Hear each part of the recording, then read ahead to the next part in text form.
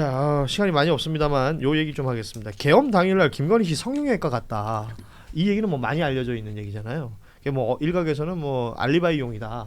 아니면 또 어떤 분들은 진짜 그 계엄이 성공할 줄 알고 공식 석상에 나서기 전에 얼굴을 관리한 것이다. 뭐 등등의 다양한 이야기들이 지금 도는데요. 정확한 이유는 없어요. 아직까지 불분명합니다. 그런데 이걸 가지고 그 왜 흔히들 서정욱 변호사, 이 부부 사정에 정통하다는 서정욱 변호사는 계속해서 관련된 얘기를 하고 다녔었지 않습니까? 계엄을 김건희 씨는 몰랐다. 알았으면 성형외과 가지 않았을 것이다라는 취지로 말했었는데 유정화 변호사, 김건희 씨 측이죠. 유정화 변호사가 이렇게 얘기를 했어요. 서정욱 변호사에 대해서. 윤석열 부부와 가깝지 않고 그분들의 극소수 친인척 소통 정도를 해온 것으로 알고 있는데 그 내용 가지고 온갖 추측을 하고 있는 것이다. 이렇게 되면 야 스피커로서의 서정욱의 가치는 훅 떨어지게 되는데요. 손절. 그런데 가깝지 않은데 왜 전화 안 했습니까? 그러니까 아마 말입니다. 비아폰으로 했을 수도 있는데 예. 기존에 이제 아마 개인폰 쓰던 걸로 계속 했던 것 같은데 어떤 유튜버는 또 자랑도 했잖아요. 예. 나한테 전화 전화 왔다라고 왔다. 자랑한 사람도 있는데 저는 이건 100% 알리바이용이라고 생각합니다. 논거는 첫 번째 김건희 씨 비아폰 썼잖아요. 예. 국정원장한테도 뭐 편하게 전화 문자 할 정도로 그러면 다른 사람들이라고 뭐 별 수 있었겠어요? 그런 정도로 왔는데 몰랐다. 두 번째는 그날 밤에 정황이 있어요. 비서관급 되는 사람들이 물은 적이 있습니다. 그날 밤 10시 반을 전후해서 김건희 씨한테 전화를 해서 대통령실에 근무하는 자들이 그 당시 근무하던 자들이 물었습니다. 딱 잡아띄고 완전히 모르는 것처럼 그런 앞뒤가 안 맞는 얘기를 합니다. 그걸로 봐서 이건 100% 거짓말이다. 알리바이용이다. 그러니까 결국 계엄을 모를 리 없었을 것이다. 네. 라는 것이 지금 있는 것이고. 저는 서정욱 변호사 얘기 중에 제일 눈에 띄는 게 어허. 김 여사가 권력서열 1인데 설마 알았으면 말렸을 거다. 네. 그러니까 어쨌든 권력서열 1이라는 거를 이제 측근이라는 분이 그러니까 공식적으로 말이 이렇게 엉키게 되거든요. 저는 뭐 그 알았을 거라는 건 동의하는데 저는 다음 날 이제 공식 석상에 이제 제 통일 대통령으로서의 준비를 하는 과정에서 예쁘게 나오기 위해서 가지지 않았을까. 이건 이제 셀럽이 네, 같은 개인- 셀럽의 마음으로. 같은 셀럽의 마음. 이거러면은 바로 수면 맞고 하나 또 피부 관리 한번 받아야겠네라는 생각이 듣지 않았을까. 그래서 예. 그날 1시간 머물렀다는 건데 1시간 동안 할 수 있는 이제 시술이 뭐냐 해서 이제 한 스킨보톡스로 세 가지 정도 나온다고 합니다. 예. 1시간이면은 좀 빡빡해요. 아. 예, 아니, 리쥬란 근데 맞긴 좀 빡빡합니다. 당시에 김 여사가 특검법 그 통과가 사실 목전에 있었잖아요. 그렇죠. 그 한동훈 예. 대표 쪽하고 틀어지면서 그거에 대해서 굉장히 스트레스를 받았고 그게 사실 계엄의 직접적인 원인이라는 얘기들이 실제로 있잖아요.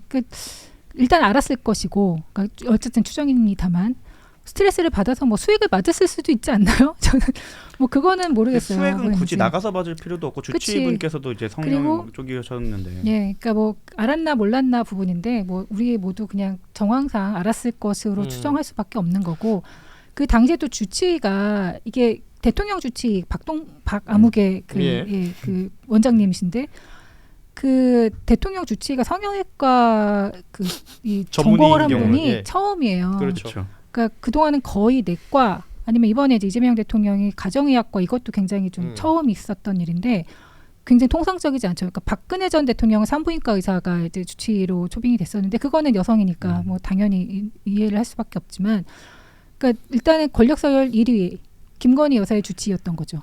근데 그거는 예. 뭐 말하자면 이제 권력자가 가장 그 질환이 많은 부위를 전문으로 보시는 분을 전문 주치의로 쓴 것이 아닌가.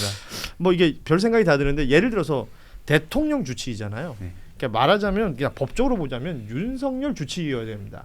윤석열 주치의가 성형외과 원장이다. 이렇게 되는 거죠. 오늘은 여기까지입니다. 거기서 농담하면 이제 차량도 다 5자가 들어갔잖아요. 예. 박 원장님 병원도 5층. 이제 나 뭐 이렇게 어디 가다가 5층 누를 우리 여기 지금 여러분 모르시죠? 저희 방송하는데도 5층입니다. 시간이 다 됐습니다만 요 얘기는 좀 짧게 하겠습니다. 한동훈 전 대표 관련된 이야기인데 일요일 날 그 꾸준히 해오던 라방을 했습니다. 제목이 일요일 밤 무등금 라방한 한동훈입니다. 예. 점점 이제 유튜버의 언어들을 쓰고 있습니다. 지금 저희 제작진이 화면을 띄웠네요. 치워주세요. 예. 저는 라이브 방송을 했고요. 그 지금 한동훈 대표는 뭔가 꽂혀 있는 지점이 있는 것 같아요. 민주당이 개헌 미리 알았다며 왜 막지 못하니? 이 얘기를 계속해서 하고 있었습니다. 그리고 김민석 당시 의원이 이 언급을 한 바가 있었기 때문에 지금 김민석 총리에게도 관련된 이야기를 하고 있고, 그리고 우원식 의장에 대해서도 저격을 한 바가 있잖아요. 물론 우원식 의장은 굉장히 어이없다는 듯한 반응을 페이스북을 통해서 보이기도 했었는데, 우원식 의장이 안건 상정을 이재명 대통령이 들어올 때까지 기다렸다가 한 것이라 그렇게 늦어졌던 것이다라고 계속 주장을 한단 말이에요. 그런데 우원식 의장은 이게 이제 여야 간의 교섭단체 대표들하고 이제 협의를 본다, 이 내용을 페이스북 통해서 설명을 한 바가 있습니다. 그런데도 불구하고 계속 한동훈 전 대표는 그 관련된 이야기를 하고 있는데, 자, 한동훈 전 대표의 주장입니다.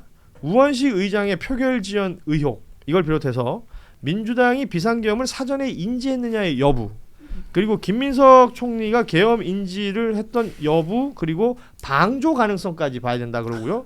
그리고 김어준 씨 관련해서 한동훈 사살을 주장했다는 내용이 이야기가 되면서 특검에서 자신이 아니라 민주당을 조사해야 한다라는 취지의 주장을 지금 하고 있습니다. 그러니까 정리를 제가 한번 해볼게요. 민주당은 계엄을 먼저 알았지만 벌어지게 뒀고, 자기는 몰랐지만 막았다라는 주장을 하고 있는 거예요. 법무장관 출신 맞으세요?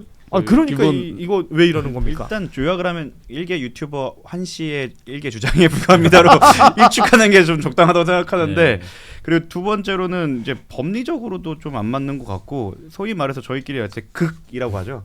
우원식 의장님은 선수가 많은데 본인이 영선이다 보니까 그런 걸 몰라서 이제 헛다리를 짚었던 거에 대해 비꼬다 보니까 이제 얽힌 것 같고.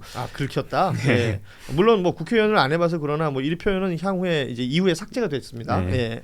아니 옆집에 이상한 사람이 계속 우리 집을 기웃거리면서 호시탐탐 뭘 훔쳐가려고 그래요. 그래서 제가 그 느낌은 알았어요. 장날 제가 장 보러 나갔어요. 그 사이에 이 사람이 와서 훔쳐갔어요. 그러니까 제가 그걸 방조한 거예요?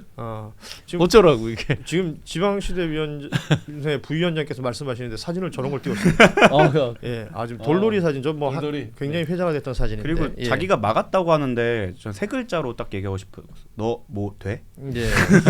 근데 이거를 이렇게 진지하게 뭐 하나하나 반박할 필요가 없어요. 그러니까 이거는 사실 그냥 그 논점을 흐리고 싶은 거예요. 왜냐하면 이게 사실 다른 사람 보라고가 아니라 국민의힘 보라고 하는 얘기거든요. 맞습니다. 그러니까 결과적으로 지금 한동훈 대표의 가장 큰 아킬레스건이 배신자 프레임이거든요. 예. 그러니까 이것 때문에 만났다고, 그러니까 한동훈과 좀 손잡았다고 막 당대표도 떨어지고 막 이런 거잖아요. 그러니까 지금 자기가 정치적으로 재기를 하고 입지를 다지기 위해서는 어쨌든 그 프레임에서 벗어나야 되고, 그러려면 특검 조사에 협조를 할 수가 없어요. 하면은 지금 거기 민주당이든 뭐 저쪽에서 계속 정당 해산하자고 하는 판인데 거기 협조하는 모습을 보여줄 수가 없거든요. 예전에 조경태 의원이 그 당대표 후보 그 선거 나갔다가 뭐 참고인 조사 받았다가 또 막 몰매 맞고 그랬잖아요. 예. 이거를 보여줄 수가 없고 어떻게든 피해야 되는데, 어쨌든 그거를 피하려면 뭐 말을 계속 이제 여러 가지 논점을 흐리면서, 그러니까 법조인 출신이니까 되게 좀 지금 말이 안 되는 얘기들을 사실상 계속 제기하고 있는 거고, 그거 하나하나가 다 말이 안 된다는 건 본인도 알 거예요. 그러니까 본인의 가장 큰 치적이 그동안에 탄핵을 막았다라고 주장했던 건데, 또 그걸 이용하기에는 당내에서 입지가 없기 때문에 그 지금 딜레마에 빠진 거고, 어쨌든 나는 그래서 이걸 특검에 그 협조하는 모습을 보이면 본인의 정치적 생명이 좀 위험하다고 생각하기 때문에 이런 식으로 계속 이제 말을 흐리면서 다른 쪽으로 그 논점을 흐리는 거지, 이거에 하나하나 대응을 할 이유가 하나도 없습니다. 국장님의 법조인이기 때문에 말이 안 되는 소리를 한다는 거는 정정해 주셨으면 좋겠고요. 그리고 같은 법조인으로서 그리고 그 알고 있었으면서 놔뒀으면 방조라고 하는데, 제가 이 얘기까지는 안 하려는데 탈모가 올 걸 알고 있었음에도 빠졌으면 그건 탈모 방조입니까? 그게 아닌 것처럼 적절한 예입니까? 저분은 그럴 수 있죠. 그런 것처럼 이렇게 엮는 것 자체가 너무 법리에도 안 맞는 얘기를 하고 있는 거고, 과거 본인이 아무 말이나 하는 거야. 아무 말이나. 저희도 이분에 대해서 이렇게 시간을 들여가면서 일개 유튜버의 주장을 저희가 그러면 좋아요. 그러면 이 얘기는 좀 해보자고요.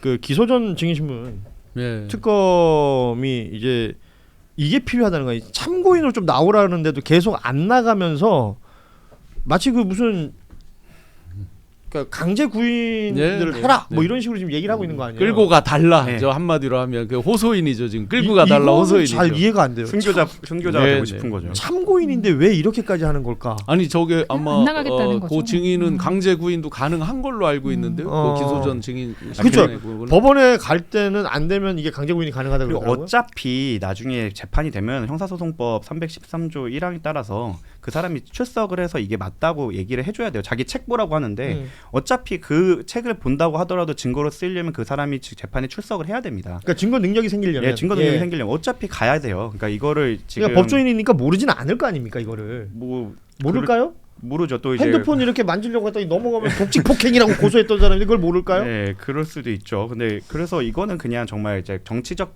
행위다. 순교자 그냥, 머리채를 예, 예. 잡고 가라라는 순교적 행위를 보이는 건데 잡힐 머리채가 있는지 그게 궁금하네요. 이거 오늘 위험하게 방송하네. 위험하네. 저 아주 훌륭한 셀럽이 될 것 같아요. 예. 자 좋습니다. 그러면 그 이것만 좀 짚었으면 좋겠어요. 그러니까 참고인으로 나오라고 하는데 보여주는 태도가 반응이 저 정도 수준이라는 건 지금 특검에서 얘기하는 건 그거잖아요. 비상계엄을 해제 의결하는 타이밍에 국민의힘의 어떤 방해 행동들이 있었던 것인가에 대한 이야기를 듣고자 하는 참고인을 얘기하고 있는데 그 이후에 계엄이 해제된 이후에 윤석열과 독대했던 한동훈 그리고 이후에 한독수와 손잡고 나와서 이 정권 우리가 이양받겠습니다라고 했던 한동훈 그 지점 어디선가 본인도 뭔가 불편한 지점이 있는 건 아닌가? 그럼요. 당연히 있죠. 그걸 가려야 되죠. 분명히 불편한 정도가 아니라 불법 행위가 있는 거죠. 찬탈한 거잖아요. 예.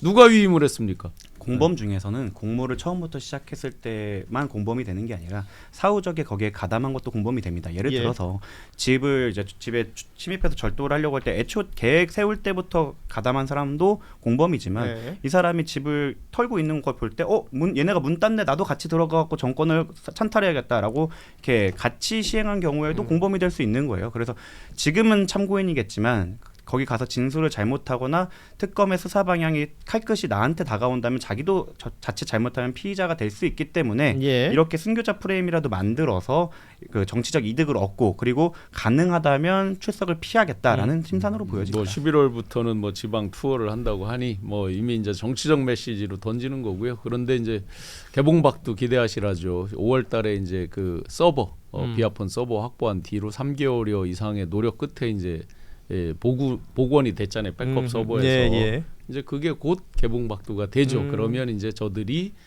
이들이 가장 방심했을 때가 언제겠어요. 쿠데타 전에 했던 통화들 수도 없이 있었을 거고 그 뒤에 이게 이틀마다 엎어써서 삭제가 되는구나 하고 뒤에 수습할 때도 비아폰으로 마구 전화를 했겠죠.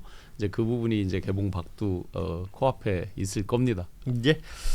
자 오늘 여러 이야기들 나눠봤는데 오늘 아침 조선일보 사설 제목이 그런 게 있었습니다. 그러니까 한동훈이라는 이름을 거론하면서 이게 이제 정치보복이다라는 프레임으로 조선일보가 사설을 쓴 게 있었어요.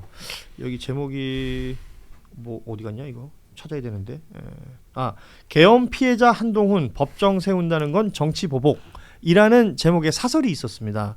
이 내용 중에 내란 특검은 그동안 한덕수 전 총리 구속영장 기각, 교회와 오산 공군기지 압수수색 등에서 무리한 수사를 한다는 지적을 받았다라는 문장이 있었는데요. 이 문장에 대해서 오늘 내란 특검에서 브리핑을 했습니다. 교회 압색이라는 표현 허위 사설이다. 허위 사실이기 때문에 엄정하게 대응하겠다라는 내란 특검의 브리핑이 있었습니다. 뭐 말하자면 그러니까 브리핑에서는 유력 신문 사설 이렇게 표현을 했는데 이 사설을 실은 데가 조선일보밖에 없기 때문에 오늘 조선일보를 지칭한 것으로 보입니다. 이 내용까지 오늘 전해드리면서 뉴스다이브 마무리해야 될 것 같습니다. 한 가지 좀 아쉬운 말씀을 좀 드리자면 지난주에 나왔던 동접보다 오늘 많이 빠지네요. 그 얘기를 듣고 열심히 드립을 쳤는데 쉽지 않네요. 정구승 변호사를 좀 더 다그치도록 하겠습니다. 네. 그리고 우리 신용환 교수께서 부위원장이 되시더니 많이 좀 느슨해지신 게 아닌가 이런 생각도 들고요. 예. 최정 부국장이 웃고 계신데 지금 웃을 때 아닙니다.